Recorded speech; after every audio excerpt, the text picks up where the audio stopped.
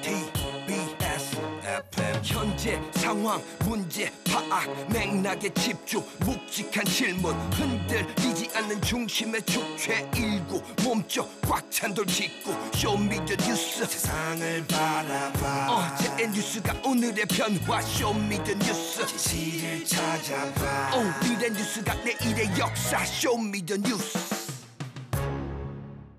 꼭 알아야 하는 뉴스만 골라서 전해드리겠습니다. 쇼미더 뉴스 전해드릴 분들입니다. 뚱커벨 인사이트 K 배중찬 소장입니다. 일상회복입니다. 뚱블리 정상근 시사 전문기자입니다. 네, 안녕하십니까. 배 소장님 오늘 지각했으면 큰일 날 뻔했어. 왜요? 유튜브로 지인 아빠님이 네. 오늘 배 소장 지각하면 새우 꺾기 시범 들어간다. 오! 큰일 날 뻔했어요. 제가 또 새우 땡 까자를 좋아하거든요. 네. 자, 첫 번째 쇼미더뉴스 정상근 기자 뭡니까? 네, 혐의 벗어난 이재명입니다. 네, 검찰이 대장동 수사 과정에서 유동규 씨를 배임으로 전에 뺐었잖아요. 네, 추가 또 했더라고요. 추가 기소했습니다. 네. 이 배임과 뇌물 혐의가 적용이 됐는데 이 유동규 씨가 화천대유 대주주인 김만배 전 머니투데이 기자 그리고 이 남욱 변호사 등과 짜고 이 대장동 개발 이익을 화천대유에 몰아줬다. 네, 검찰이 지금 이렇게 보고 있습니다. 이 화천대유가 사업자로 뽑힐 수 있게 돕고 이 성남 도시개발공사가 초과 이익을 못 받는 대신 이를 화천대유가 받을 수 있도록 특혜 구조를 만들었다라는 건데요. 공사가 정해진 이익만 가져가도록 한 뒤 이 평당 1,500만 원 이상인 개발 이익을 이 100만 원씩 줄이는 방법을 썼다라고 검찰은 주장을 했고요. 이렇게 해서 성남 도시개발공사가 피해를 본 게 최소 651억 원에 달한다라고 판단했습니다. 네, 아주 금액도 구체적으로 지금 나온 것 같아요. 네네. 근데 이 수사 결과로 이재명 후보가 대장동에서 이제 배임 혐의를 벗은 거다 이런 분석도 나오고 있어요. 그렇죠. 이제 배임 혐의에 이재명 후보는 포함되지 않았습니다. 검찰이 배임 혐의로 추가 기소를 하면서 유동규 전 본부장 그리고 남욱 변호사, 정민용 변호사는 혐의를 적용을 했는데 정영학 회계사에 대해서도 혐의를 적용했어요. 그런데 이재명 후보에 대해서는 혐의 적용을 하지 않고 선을 그은 이유는 이 검찰 관계자에 따르면 정책적인 판단이다. 고정이익 환수라고 하는 정책적 판단을 한 이 후보에 대해서는 배임 혐의를 적용하기 어렵다라고 이야기를 했습니다. 그러니까 이 결정이 뭐 이재명 후보가 다른 의사결정을 막론하고 고정이익 환수라고 하는 정책적 판단을 한 부분이거든요. 그렇기 때문에 배임 혐의와는 관련이 없다. 이런 판단을 한 것으로 보입니다. 정치권 반응도 뭐 극과 극일 것 같아요. 그렇습니다. 이 민주당은 더 이상 대장동 관련 논란에 이재명 후보를 거론하지 마라 이런 입장을 밝혔습니다. 화천대유 토건비리 진상규명 TF가 그동안 무리하게 배임 혐의를 적용하라고 한 국민의힘 그리고 일부 언론의 편향된 보도에 심각한 유감을 표한다라고 했고요. 그러면서 대장동 개발 관련 서류들은 공사 사장의 전결사항으로 밝혀졌기 때문에 이 성남시장이 관여했다는 것은 거짓말이다 이렇게 주장했습니다. 반면 국민의힘은 이 대장동 관련 의혹보다는 이제 백현동 의혹을 계속 들고 나오고 있는데요. 그 이재명 시장이 시장으로 재직할 당시에 이 백현동 부지에 용도 변경 특혜를 줬다 이런 의혹을 다시 제기하고 있습니다. 네. 자 그리고 김만배 씨 등에 대한 구속영장도 이제 청구가 됐어요. 네, 지난번 한 차례 구속영장이 기각된 바 있었죠. 네. 앞서 이제 배임을 설명드릴 때 배임이라고 하는 것은 이 소속된 또는 거래를 하게 된 기관에 대해서 손해를 입힐 의도가 있었던 정황이 이제 포착이 돼야만 배임 혐의가 이제 적용이 되는 것인데 지난번 이제 첫 번째로는 1,100억 원 플러스 알파 이 혐의가 있다라고 해서 이제 김만배 하천대유 대주주에게 구속영장을 청구했다가 이제 기각된 바인데 이번에는 금액을 줄였는데 좀 더 구체적으로 금액에 대한 근거를 마련한 것으로 보입니다. 네. 그러니까 이 유동규 전 본부장에게 김만배 대주주가 5억 원을 줬고 이건 뇌물 공여가 되는 것이고요. 그리고 성남 도시개발공사가 가져가야 할 개발 이익 651억 원만큼의 손해를 공사 쪽에 끼친 혐의 바로 이 부분이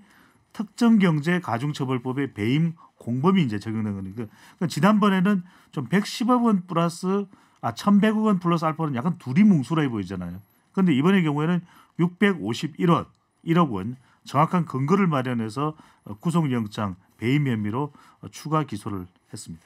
좀 설명이 좀 장황하다 이렇게 밖에서 저기 지적을 하고 있다는 점 알려드리고요. 예, 그러니까 영장 청구된 인물들이 김만배 씨하고 남욱 변호사 또 정영민 변호사 이렇게 되는 건가요? 네네. 예.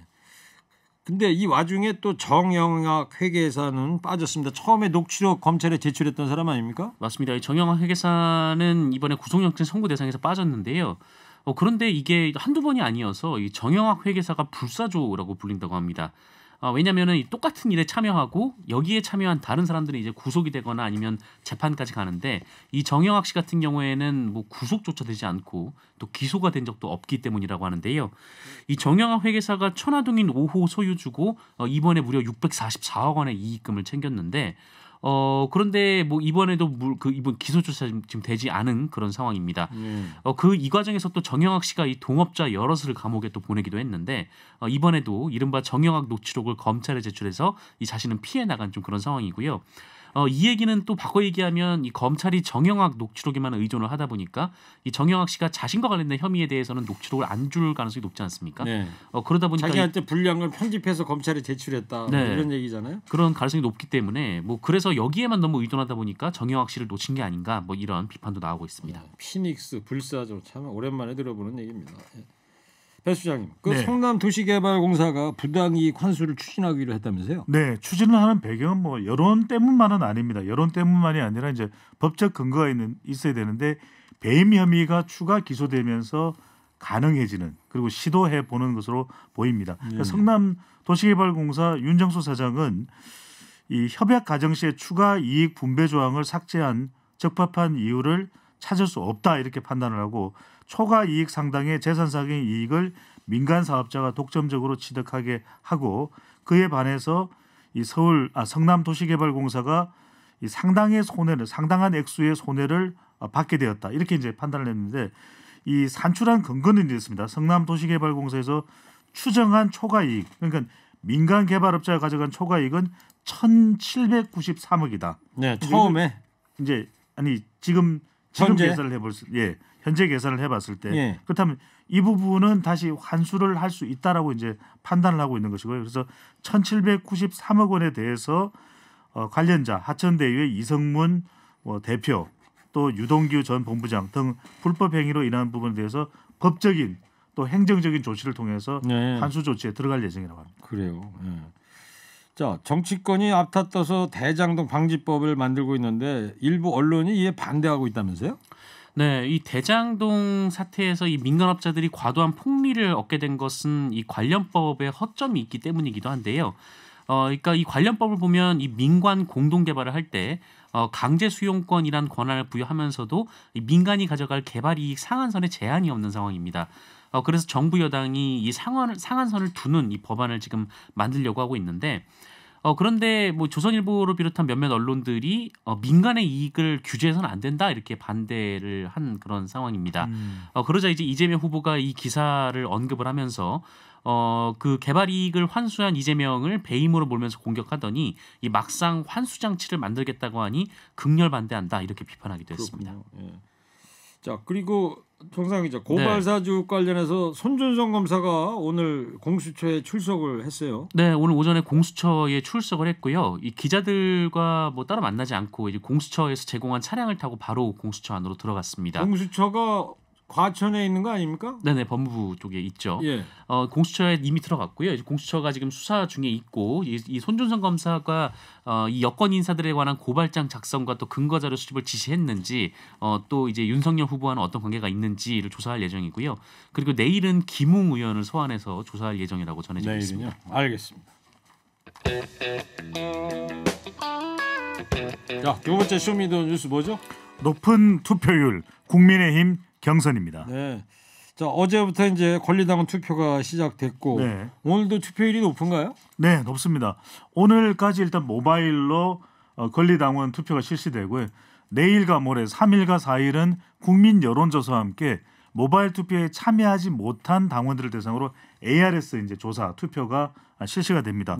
오늘 오전에 이미 50%를 돌파를 했거든요. 그러니까 초미의 관심사는 이준석 대표가 70% 당원 투표율이 넘어가면 본인이 이 한 달간 탄수화물을 끊겠다 곡기를 끊겠다는 얘기 곡기를 아니에요? 끊겠다. 뭐 곡기까지는 아닐 수도 있을 것 같고요. 그런 이야기를 했는데 정작 다이어트를 해야 될 사람은 저와 네. 정상근 기자인데 이준석 대표는 상당히 마르지 않았습니까? 네. 네. 이 탄수화물 끊어볼 생각 없어요? 아니 근데 평소에 이준석 대표가 탄수화물이 아니라 단백질과 지방만 또 섭취했을 수도 있거든요. 그래요? 그렇다면 탄수화물은 큰 문제가 되지 않을 수 있는데 그렇다고 이준석 대표의 약속 때문에 투표율이 높아지는 것 같지는 않고요. 그만큼 경선에 대한 누가 될까? 네. 하여튼 윤석열이냐 홍준표냐? 당 대표로서 투표율 높다, 예, 상당히 고무돼 있다 이런 얘기고. 또 당원들의 관심과 적극성으로 보입니다. 이제 국민의힘 쪽에서도 뭐 상당히 고무가 됐겠어요. 네, 매우 고무된 분위기인데요. 말씀하신 대로 이준석 대표가 탄수화물을 끊겠다 뭐 이런 얘기까지 하기도 했고, 그리고 후보들도 뭐 굉장히 그 고무된 분위기입니다. 그러니까 윤석열 후보는 이 투표율에서 정권 교체의 희망을 봤다 이렇게 봤고, 또 홍준표 후보도 그만큼 우리 당원들의 정권 교체 열망이 크다는 것이다라고 고무적인 반응을 보였습니다. 국민의힘 권리당원이 57만 명인가로 돼 있는 네네, 거죠. 57만 명입니다. 현재 오전에 50% 넘었으니까 지금은 현재는 얼마인지 정확히는 모르시고요. 네. 나온 얘기 아직 없고요. 아직까지 파악은 안 됐습니다. 조금 있으면 또 나오겠네요. 네. 그러면 배 수장님 어때요? 네. 여론조사 전문가신데 이 투표율이 이렇게 높은데 이 양강, 윤석열, 홍준표 누구한테 더 유리할 것 같아요? 어제 같은 경우에는 홍준표 후보가 다소 유리했을 수 있습니다. 왜냐하면은 젊은 세대의 당원들 투표가 적극적으로 이루어졌을 가능성이 있거든요. 모바일 투표도 또 적극적으로 익숙하기 때문에 잘 참여하는데. 휴대폰은 근데 저는 그 부분에 동의할 수 없는 게 네네. 아니 뭐 60대가 휴대폰 못 쓰는 사람이 지금 어디 있습니까? 제가 스마트폰 그래서 지금 그 설명을 하려고 그랬거든요. 아, 그랬어요? 그런 분석이 나오는데 그건 일리가 없다. 왜냐하면 이제는 모든 연령대에서 모바일 투표를 아니 최일구 앵커만 해도 저보다도 휴대폰을 잘 다루시잖아요. 그건 그러니까 아니고 그 정도는 아니고. 네, 그래서 뭐 이건 어느 쪽이 유리하다고 보기 힘들다. 왜냐하면은 오히려 전체 구성을 보면은 50대 이상의 당원이 한 70%를 살짝 넘습니다. 그러니까 젊은 세대가 막 영향을 많이 미치지 않겠느냐 이런 전망과 분석이 나오는데 절대 다수는 50대 이상의 연령대의 당원들이 더 많다고 하는 거. 또 지역별로 보면은 TK와 PK를 포함해서 50% 정도 되고, 그러니까 단일 지역으로는 수도권 지역, 서울, 그러니까 인천, 경기가 알겠어요. 예. 네, 그러니까 뭐 누구한테 유리하냐를 판단을 못 하겠다 이런 얘기예요. 어려운 거죠. 전문가시잖아요, 그래도. 전문가도 어려운 게 있죠. 아, 그렇습니다. 전문가라고 다 쉽나요? 아, 미안합니다. 오늘 저한테 시비를 많이 붙으시는 것 같아요. 아니 그게 아니라 있는 그대로 저는 사실만을. 알겠습니다. 예. 네. 정상 기자. 네.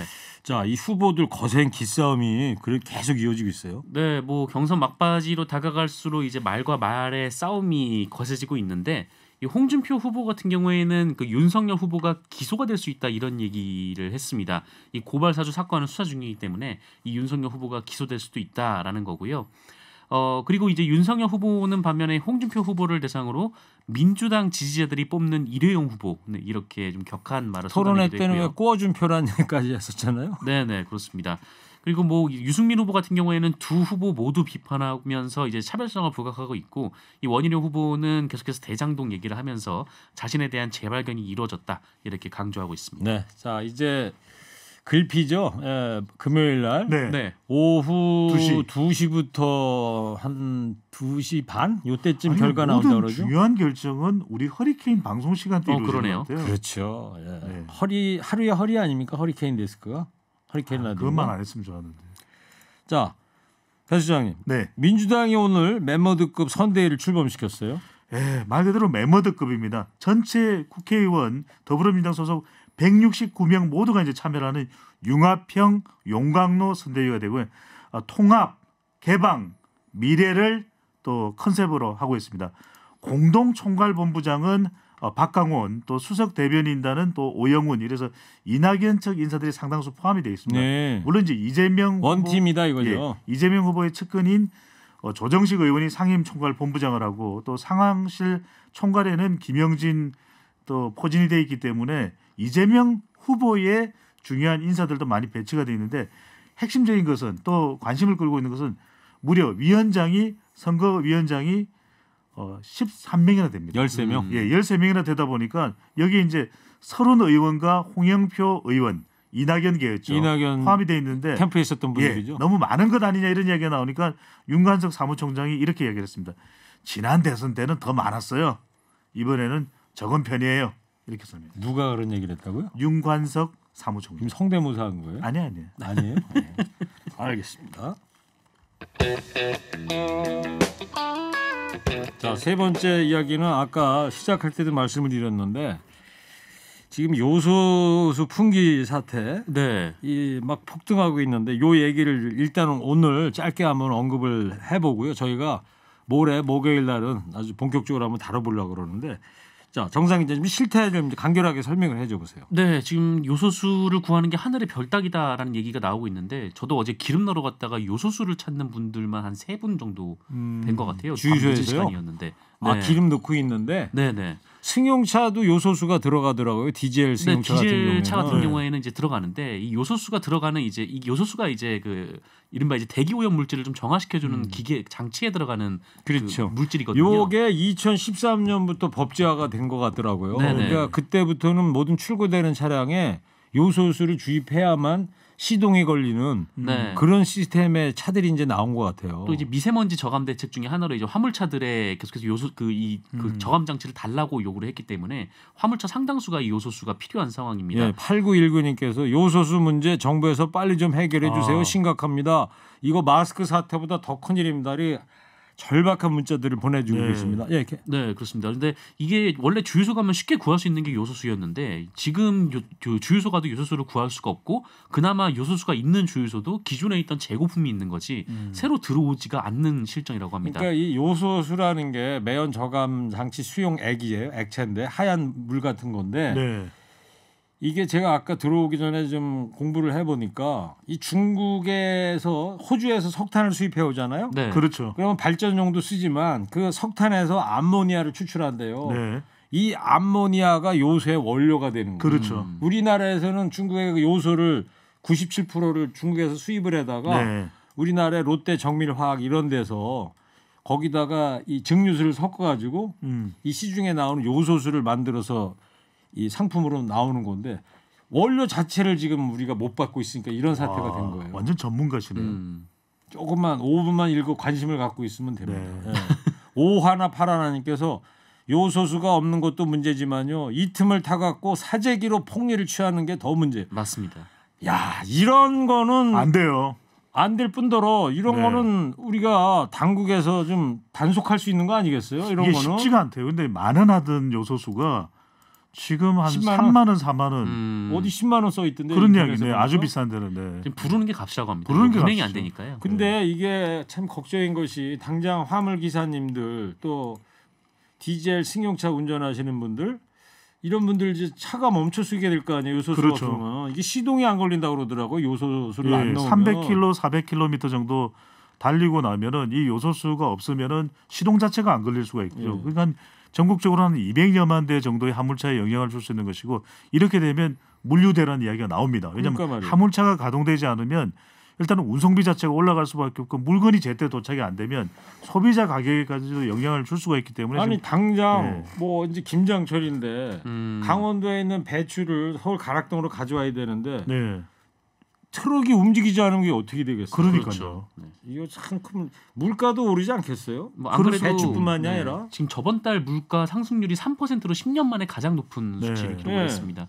근데 유가가 높아지고 있기 때문에 영향도 있는데 그런데 이 요소수 풍기 현상으로 이제 화물차가 움직이지 않게 되면은 생활 물가가 더 올라갈 가능성도 좀 우려가 나오고 있습니다. 지금 미국이나 영국 같은 경우에도 물류 대란이 일어나가지고 그럼요.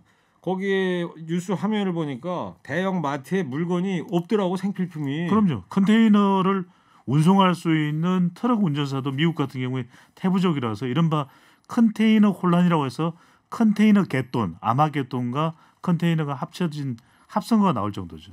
그거는 진짜예요? 예, 진짜로요. 지어낸 게 아니고? 지어낸 거 아닙니다. 아마 컨테이너 갯돈. 컨테이너 갯돈. 근데 이 요소수 이 부족 사태가 우리도 그렇지만 중국 안에서도 문제라는 거고 거기도 네. 이제 물량이 부족하고 유럽에 있는 이태리 같은 나라 이런 데서도 지금 우리와 같은 그런 품절 사태가 좀 비기 시작하기 전 세계적인 문제가 아마 될 것 같은데 이태리도 이제 길쭉한 나라이기 때문에 화물 운송량이 상당히 많습니다.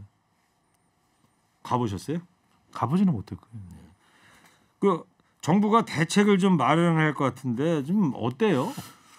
정부도 뭐 동분서주 하고 있는데 첫 번째로 이제 중국과 협의를 해서 좀 대책 마련이 가능할까 싶은데 그건 지금 여의치가 않은 것이고요. 중국에서 좀 더 들여올 수 있는 물량이 이걸로는 충분하지가 않은 거고 나머지 이제 대체할 수 있는 나라가 러시아로부터 원료를 들여오는 것인데 이것도 뭐 빨라야 내년 1월 정도 될 수 있거든요. 그만큼 지금 11월, 12월이 상당한 위기가 될 수밖에 없는데 지금 뭔가 방법이 없습니다. 이게 그래서 네. 좀 시급하게 대책을 마련해야 될 걸로 봅니다. 아까 소개해드린 청취자 문자처럼 이 마스크 대란보다 더 심각한 사태가 올 수도 있는 거고요. 네.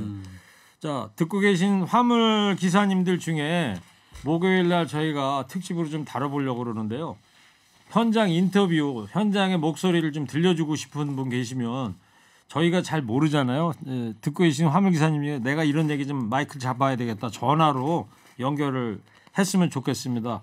원하시는 분 있으면 문자 창으로 연락을 좀 주시기 바랍니다. 자, 오늘 쇼미더뉴스 정치 얘기하다가 이 요소수 품절 사태가 워낙 심각해서 좀 다뤄봤습니다. 그럼요. 자, 오늘 배 소장님, 정상 기자 두 분 감사합니다.